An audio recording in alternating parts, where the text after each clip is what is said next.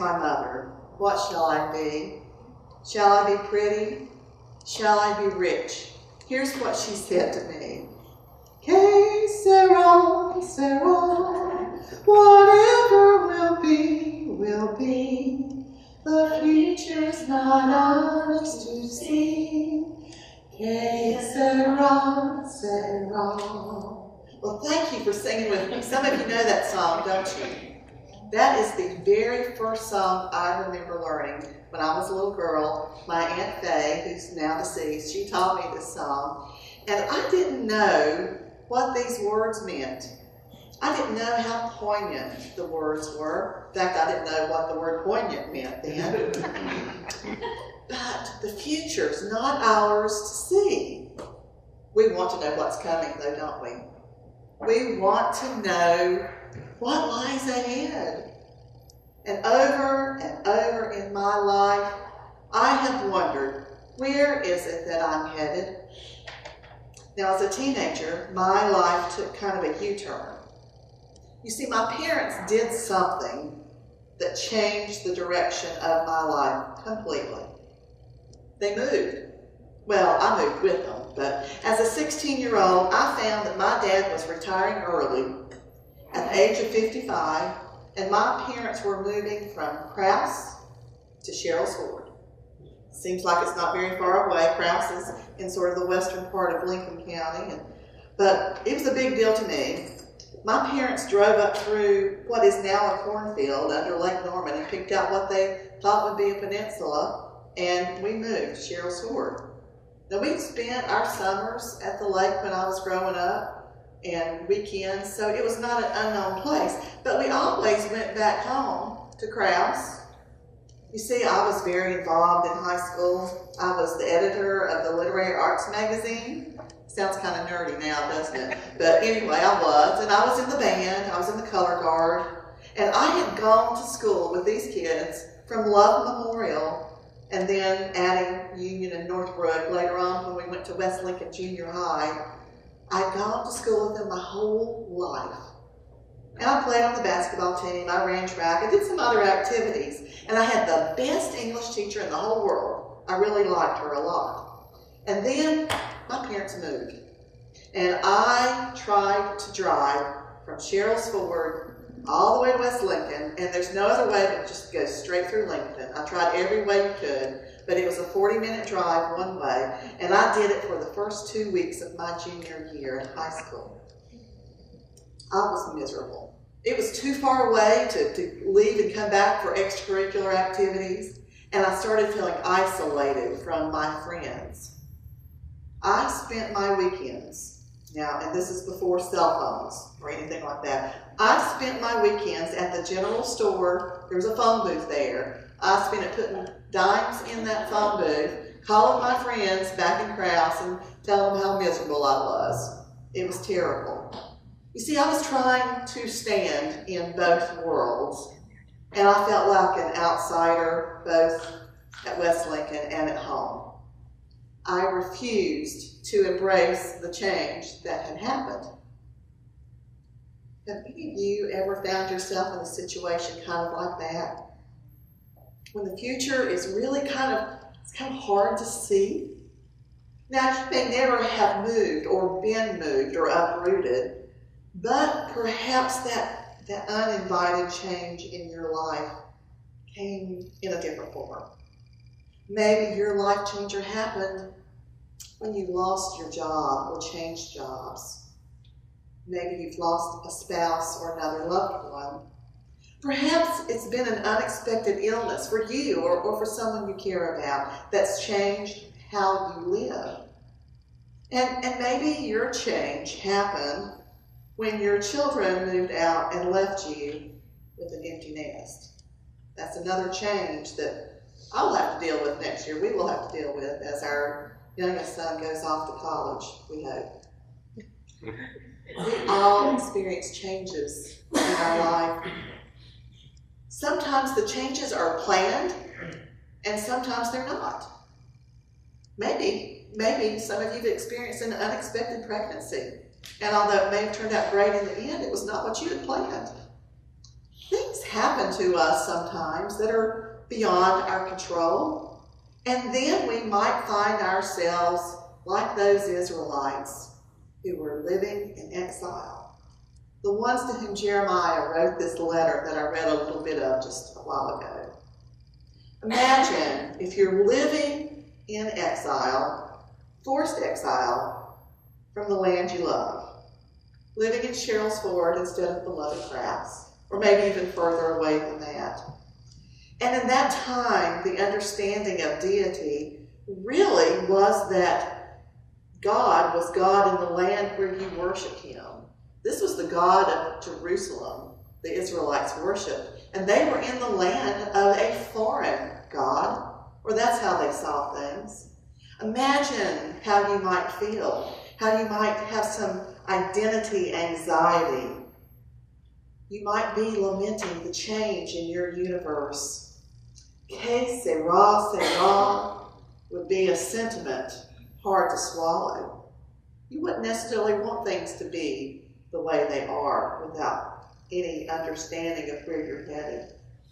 But over and over in the Bible, especially in the Psalms and in Lamentations, we hear the people cry, "How long, O Lord? How long? How long will it be till you come and save us from this reality?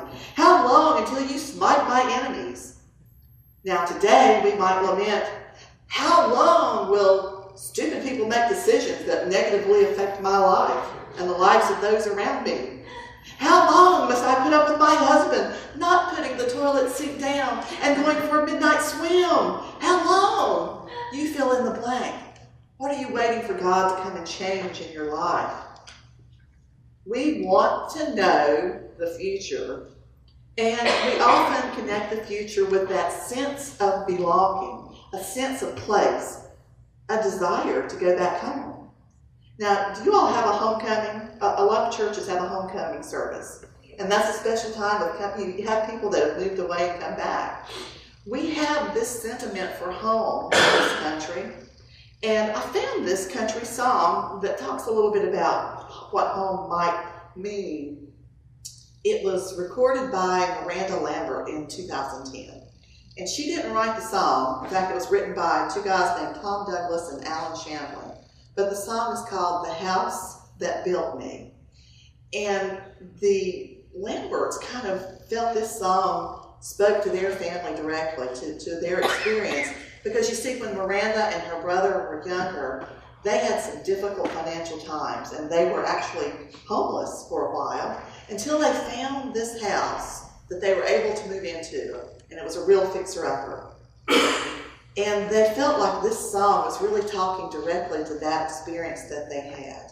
And some of the words from the song go like this: "These handprints on the front steps are mine, and up those stairs in that little back bedroom is where I did my homework and I learned to play guitar. I bet you didn't know under that live oak my favorite dog is buried in the yard.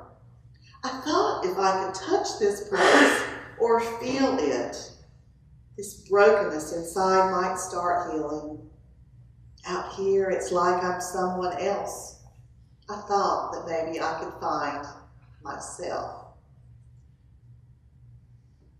We long for home. And yet, in this book, Jeremiah, the people are not given the answer that they want. Other prophets told them that it would just be a few years and they would be back, but not Jeremiah. This letter tells them that they are to settle, to marry, have children, plant gardens, build homes, and to work for the welfare of the city in which they live now, to bloom where they are planted. Exile is not going to be over in a few years or even a few decades. Their grandchildren perhaps will see home, but it won't be anytime soon. I want to ask you guys another question. How many of you were raised within, let's say, 30 miles of where we stand this morning? Raise your hand if you were raised. Oh, that's pretty good. That's pretty good. Now, I often find myself, and I don't know if you do as well, because this is an area that has changed and grown in the last couple of decades, that I am the only person or one of just a few people who are in a room where we are from this area. Everyone's from somewhere else. And I don't think that's a negative, really, because I like to travel, and I don't get to do it as much as I'd like to. So when other people bring me their stories about where they came from and how they were raised in different traditions, I really enjoy hearing those stories. It kind of helps requite some of my travel thirst a little bit. And I usually ask people, so how did you get here? And they'll tell me it was vocational move, or maybe for educational reasons, or because they had family members that lived in this area.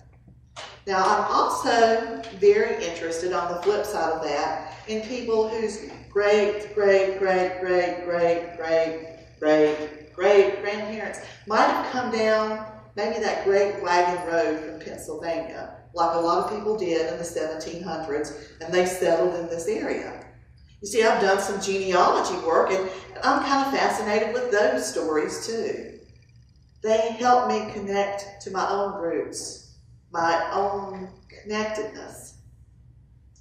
Because I think in part we yearn for home, this longing for home. We like to talk about it. We like to have other people understand where we came from. And the exiles that received the letter this morning from Jeremiah that we heard this morning, they were longing for home. But the word is not good news for them, is it? No easy window into the future. Not the best news for people who are longing for the land of their God. They were living in the land of a foreign God. And they would likely have been a little perplexed by this direction to make the best of things. Now, the idea that God dwelt in specific geographic regions, we hear a little of this in the New Testament. And if you look in John chapter 4, we find the story of Jesus with the Samaritan woman by the well. Some of you may have read it, maybe you've read it recently. Verse 19 says, "Sir," the woman said, "I can see you are a prophet.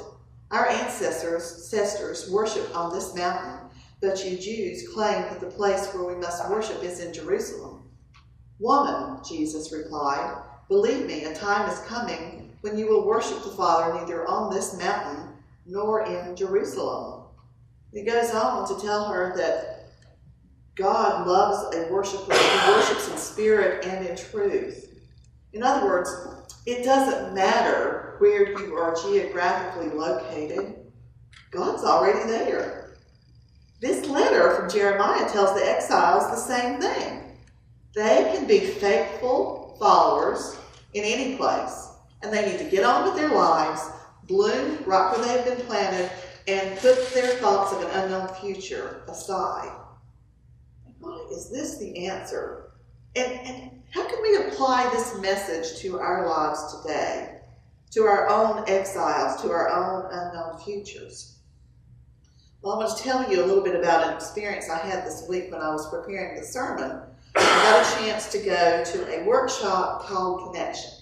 You may have read about it on the Western North Carolina United Methodist Church website.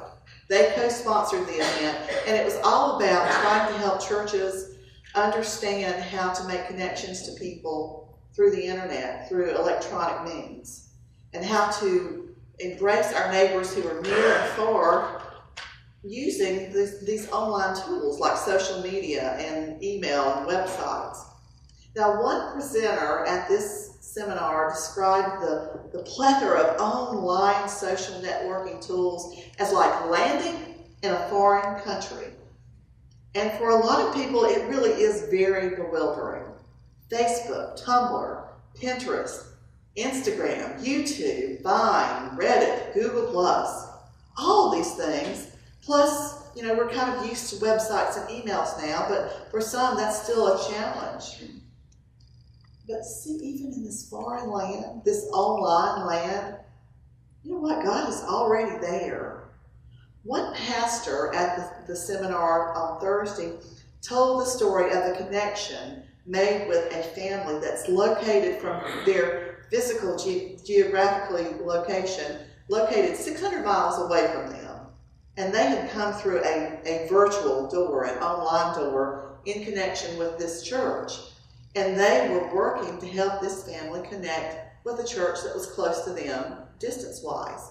So that connection was made first in this foreign land, this online land. It can be confusing, and we may not fully understand it. But even if it is an uncertain place to be, it is a way to help us find our way back home, back to wholeness. The Israelites in exile were looking for a way back home. But what is home? Now, Frederick Buckner, in a book called Longing for Home, says this: I believe that home is Christ's kingdom, which exists both within us and among us as we wend our prodigal ways through the world in search of it. You know, many of us today, if not today, tomorrow, we might find ourselves in a place that doesn't feel like home. We might find ourselves dealing with unwanted moves, uninvited changes, or unexpected turns in the road. And guess what? That person sitting beside you in the pew, or maybe the person who is not here, may be dealing with the same kinds of hurts, the same kind of brokenness, the same kind of exile in the foreign land of loneliness or hurt or loss or grieving. We are all broken, just in different ways. But within each of us, in each geographic location or even in virtual places online, the good news is that God is already there. We long for home because I think we long for God. A contemporary writer named Anne Lamott has written a book called Help, Thanks, Wow, 3 Essential Prayers. And she talks about being at that place where you are feeling like you are in exile and you are alone, and the prayer that we often respond with. And she says, there's freedom in hitting bottom, in seeing that you won't be able to save or rescue your daughter, her spouse, his parents, your career. Relief in admitting you've reached the place of great unknowing. This is where restoration can begin, because when you're still in the state of trying to fix the unfixable, everything bad is engaged. The chatter of your mind, the tension of your physiology, all the trumps and wheel-ons you carry from the past. It is exhausting, crazy-making. Here's the prayer part. Help. Help us walk through this. Help us come through. It is the first great prayer. And so today, when you look around yourself and see the exiled, your fellow exiles, don't wait to worship God in some other way or in some other place at some other time. Don't wait to extend an invitation to those around you to know this God of second, third, fourth, and fifth chances. You know how they will know God? They will know God by how you love them, how you treat them, how you invite them, how you provide companionship for them or things that they may need. And all those years ago, when my parents disrupted my universe by moving my junior year of high school, well, I moved with them, but I held out emotionally for a time and lamented my exile.